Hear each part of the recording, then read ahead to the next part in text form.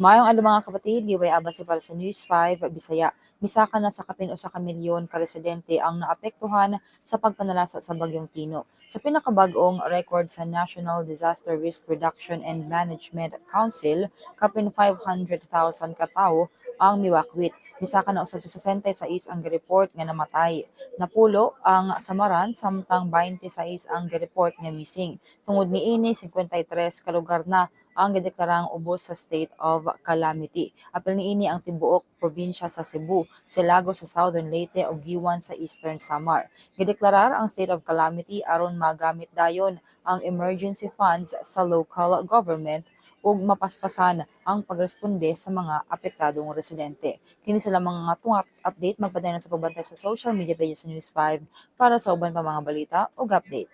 Amping tangtanan.